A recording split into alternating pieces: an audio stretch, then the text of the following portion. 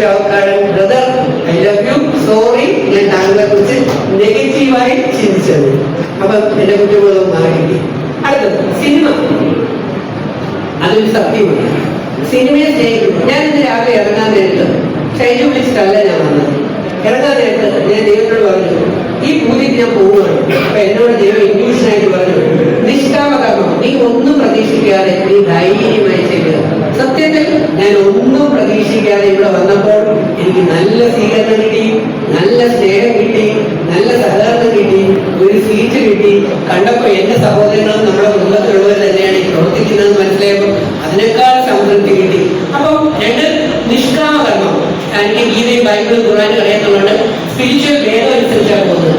അതുകൊണ്ട് തന്നെ എനിക്ക് മറ്റൊരു പ്രശ്നം ഉള്ളത് എന്താണെന്ന് വെച്ചാൽ, മിക്ക സിനിമയ്ക്ക് പോകുമ്പോഴും ചെയ്ത് കഴിയുമ്പോൾ പ്രൊഡ്യൂസറിന്റെ ഒപ്പം കൈ നീട്ടുമ്പോൾ അവർ പറയും, ചേട്ടാ നിഷ്കാമകർമ്മം ചേട്ടൻ അതിലൂടെയല്ലേ സഞ്ചരിച്ചുകൊണ്ടിരിക്കുന്നത്. അതെ, ആ നിഷ്കാമകർമ്മത്തിൽ സഞ്ചരിച്ചുകൊണ്ടിരിക്കുന്നതുകൊണ്ട് കിടക്കാൻ സ്ഥലം കിട്ടും, ഫുഡ് കിട്ടും, പെട്രോളിന് പൈസ കിട്ടിയാലായി, വല്ലതും കയ്യിൽ കിട്ടിയാലായി. ഈ രീതിയിലാണ് സംഗതി മുമ്പോട്ട് കൊണ്ടേയിരിക്കുന്നത്. പക്ഷെ ഒരു കാര്യം, ഗീതയെക്കുറിച്ച് പറഞ്ഞതുപോലെ തന്നെ ആരിൽ നിന്നും ഒന്നും പ്രതീക്ഷിക്കാതെ നമ്മളിലേക്ക് വരുന്നത് നമ്മൾ ആത്മാർത്ഥമായി ചെയ്തു കൊടുത്താൽ ഒരു ദിവസം വരും, അത് നിന്റെ ദിവസമായിരിക്കും എന്നുള്ളതാണ്. അപ്പൊ അതുകൊണ്ട് സിനിമ ഒരു സത്യമാണ്. സിനിമയെ സ്നേഹിക്കുന്നവരെ, സിനിമയിൽ ആത്മാർത്ഥമായി പ്രവർത്തിക്കുന്നവരെ സിനിമ ഒരിക്കലും കൈവിടില്ല. ബൈബിളിൽ ഒരു വചനമുണ്ട്, ജ്ഞാനദേവത. അത് ജ്ഞാനം ലഭിക്കുന്ന വ്യക്തികൾക്ക് ജ്ഞാനദേവത എപ്പോഴും കൂട്ടായിട്ടുണ്ടായിരിക്കും. ആ ജ്ഞാനദേവത ഒരിക്കലും ആ വ്യക്തിയെ കൈവിടില്ല. നമ്മൾ അന്ന് കൈവിട്ടാലും അതൊരിക്കലും നമ്മളെ കൈവിടില്ല. കാരണം നമ്മൾ ഒരുപാട് വർഷങ്ങൾ കൊണ്ട് പരിശ്രമിച്ചിട്ടാണ് നമ്മൾ അവിടെ എത്തിച്ചേരുന്നത്. അപ്പൊ പ്രൊഡ്യൂസർ സാറുമായിട്ട് സംസാരിച്ചിട്ട് ഞാൻ പറഞ്ഞു, ഇന്നും ഇന്നലെ കൊണ്ടല്ല, ഞാൻ കഴിഞ്ഞ 35 വർഷം കൊണ്ട് കഠിനമായി പരിശ്രമിക്കുകയാണ്.